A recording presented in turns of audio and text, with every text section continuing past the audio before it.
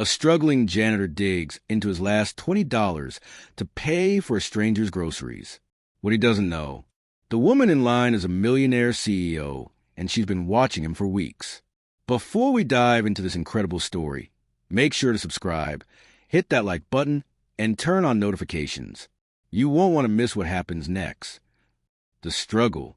The fluorescent lights of Brightville grocery store hummed overhead, casting a dull glow over the tired aisles.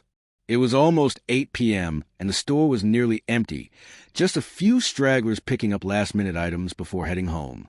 Marcus Carter stood in line at Register 3, his callous fingers absently rubbing the worn edges of the $20 bill in his pocket. It was the last of his cash until payday, and rent was due tomorrow. He exhaled slowly, his shoulders heavy from another long shift mopping floors at Ridgewood High. The janitorial job paid barely enough to keep the lights on, but it was steady, and steady was something Marcus had learned to appreciate. Life hadn't handed him many breaks. Ahead of him, an elderly woman, Ms. Rita, he recognized from the neighborhood, fumbled with her coupons, her hands trembling slightly. She placed a small loaf of bread, a carton of milk, and a bottle of heart medication on the conveyor belt. The cashier, a bored teenager scrolling on his phone, rang her up without looking.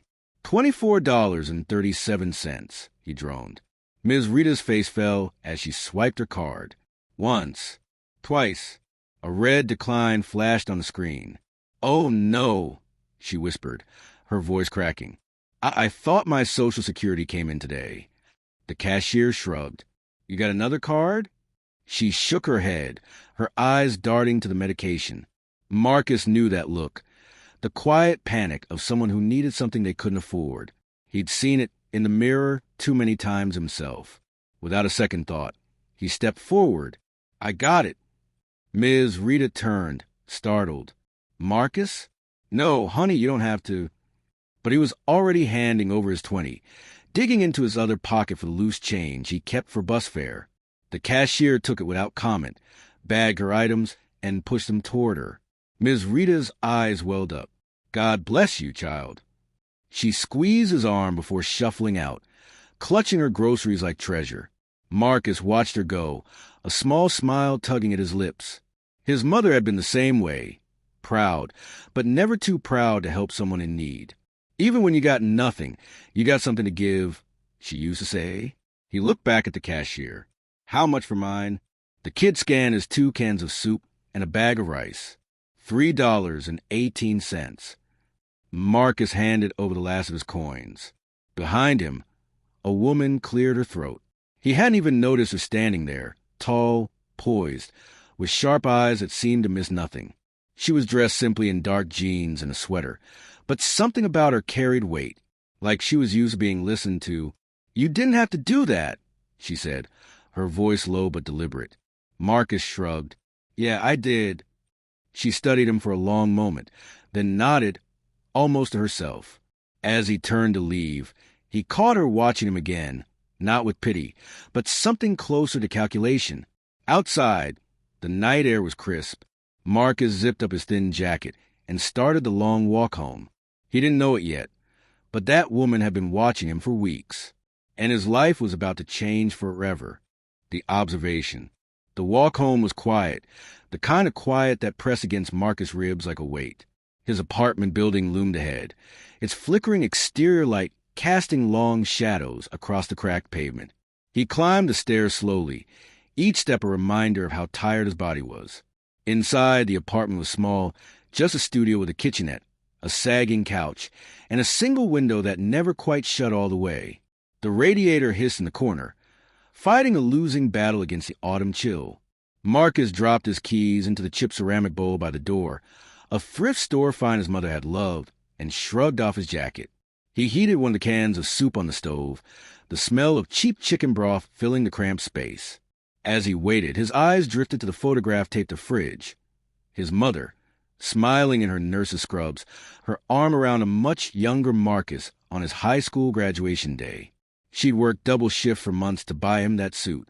"You're gonna do something important, baby," she told him that night, her voice fierce with pride. The soup bubbled, pulling him back to the present. He poured it into a bowl, the steam curling in the air, and carried it to the couch. The TV was on, some late-night talk show murmuring in the background, but he wasn't really watching. His mind kept circling back to the woman in the grocery store. The way she'd looked at him, like she was peeling back layers, searching for something. He shook his head. Probably just his imagination. Across town, in a penthouse that overlooked the city's glittering skyline, Eleanor Whitmore sat at her desk, her laptop open. The file on her screen was sparse but telling. Marcus Carter, age 34, employed as a janitor at Ridgewood High School, former night student at Brightville Community College, incomplete degree, no criminal record, formerly employed at Thompson Shipping Company, terminated after intervening in a workplace altercation. Asterisk, asterisk. She scrolled further, her lips pressing into a thin line. Foster care, mother deceased, cancer, no siblings, no emergency contacts listed. Her assistant, Daniel, leaned against the doorway, arms crossed. You've been staring at that file for an hour. Eleanor didn't look up. He paid for that woman's groceries tonight. So? People do nice things all the time. Not like that. She tapped the screen. He had maybe $20 to his name, and he gave it away without hesitation. Daniel sighed. Eleanor, with all due respect, you can't fix every hard luck story in this city. She finally turned to him, her gaze sharp. I'm not trying to fix him. I'm trying to understand him. The next morning, Marcus arrived at Ridgewood High before dawn. As always, the halls were empty, the only sound the squeak of his mop bucket wheels against the linoleum. He worked methodically, his muscles moving on autopilot. This was his routine. Mop the science wing, wipe down the lockers, check the bathrooms. Halfway through his shift, he noticed something odd. A sleek black car, the kind that cost more than 5 years of his salary, was parked near the faculty lot. He frowned.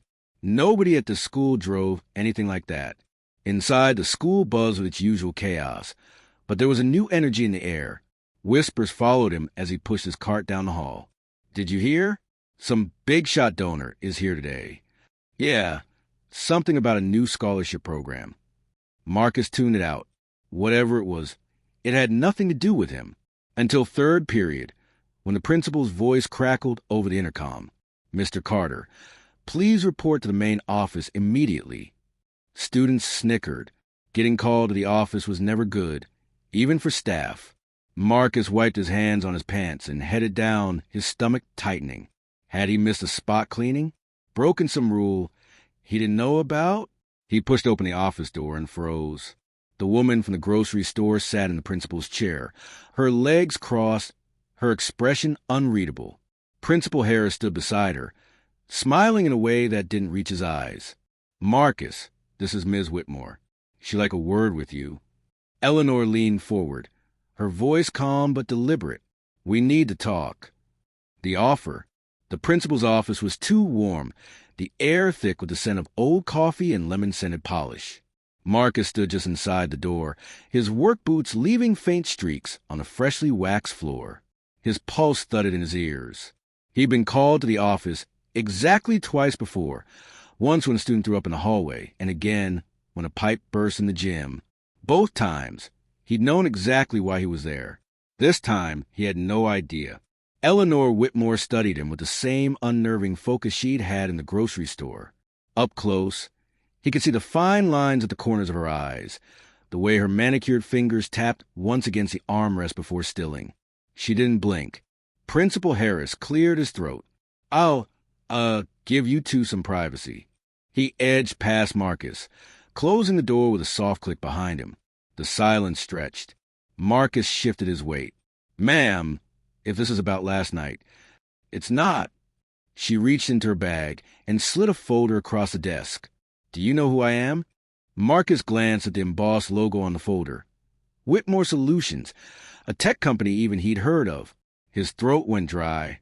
You're the CO and the primary donor for the school's new vocational program. She tilted her head. I've been observing Ridgewood for months, including you. A cold prickle ran down his spine. Why? Instead of answering, she opened the folder. Inside were photos. Marcus helping a student carry a stack of books. Marcus fixing a loose handrail in the stairwell. Marcus slipping his own lunch money to a freshman who'd forgotten theirs. "You do things like this often," she said. It wasn't a question. He swallowed. "Just helping out. At your last job, you were fired for breaking up a fight between co-workers. They were ganging up on—" He stopped himself. Defending it wouldn't change what happened. Eleanor closed a folder. "I'm launching a foundation for at-risk youth. Hands-on mentorship, job training, the works." She leaned forward. "I want you to run it." The words didn't make sense at first. He actually laughed. "Ma'am, I mop floors and notice things." Her voice sharpened. "You see the kid who's hungry, the one who's being bullied, the one everyone else overlooks." She tapped the folder. "That's not something you can teach." Marcus' palms were sweating. This had to be a joke. Or a test. "I don't have a degree. No experience running anything. You have better qualifications." She stood abruptly, smoothing her blazer. "Meet me tomorrow at the Whitmore Tower. 8 a.m. What if I say no?" For the first time, she almost smiled. "You won't." The rest of the day passed in a blur. Students jostled past in the halls, oblivious. His mop swirled dirty water over the same patch of floor 3 times before he realized he wasn't paying attention. When his shift ended, he walked home slower than usual, the weight of Eleanor's offer pressing against his ribs. Him? Running a foundation? It was ridiculous. People like him didn't get opportunities like that. His phone buzzed. A text from Ms. Rita. "Made you some banana bread. Come by tomorrow."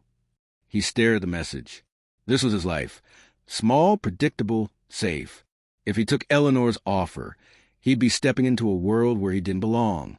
But as he turned the corner to his apartment, he saw the black car again, idling at the curb. The window rolled down, revealing Daniel, Eleanor's assistant. "She's serious, you know," he said. "About the foundation." Marcus clenched his jaw. "Why me?" Daniel hesitated, then handed him a business card. "Because she was you once." The car pulled away, leaving Marcus standing in the dim glow of a streetlight, the card burning a hole in his hand. Tomorrow, 8 a.m., he had a decision to make. The transformation. The Whitmore Tower rose like a glass spear against the morning sky, its reflective surface mirroring the clouds drifting past. Marcus stood across the street, his stomach twisting. He'd spent the night staring at the ceiling, replaying Eleanor's words over and over. "You see the kid everyone else overlooks." His reflection in the tower's doors looked all wrong. Borrowed suit, stiff dress shoes, hair tamed with more gel than he'd used in his entire life. He looked like someone playing dress-up. The lobby was all marble and hushed voices. A receptionist eyed him as he approached. "Can I help you?" "Marcus Carter. I'm here to see Ms. Whitmore." The woman's expression flickered. Surprise, then quick professionalism. "Of course." 42nd floor. The elevator ride was silent except for the hum of machinery. Marcus wiped his palms on his pants. What was he doing here? He should turn around, go back to Ridgewood, back to what he knew. The door slid open. Eleanor waited in a sleek conference room, surrounded by people in tailored suits. They turned as he entered, their expressions ranging from curiosity to outright skepticism. "Right on time," Eleanor said. She gestured to the empty seat beside her. "Everyone, this is Marcus Carter, the man I told you about." A woman with a sharp bob leaned forward. "Your resume is unconventional." Marcus opened his mouth, but Eleanor cut in. "Resumes don't show character." She tapped the table. "Marcus, tell them about the student you helped last month, the one sleeping in the library." He blinked. How did she know about that? The room waited. Marcus took a breath. Her name was Liza. Foster kid. She'd been hiding at school because her group home wasn't.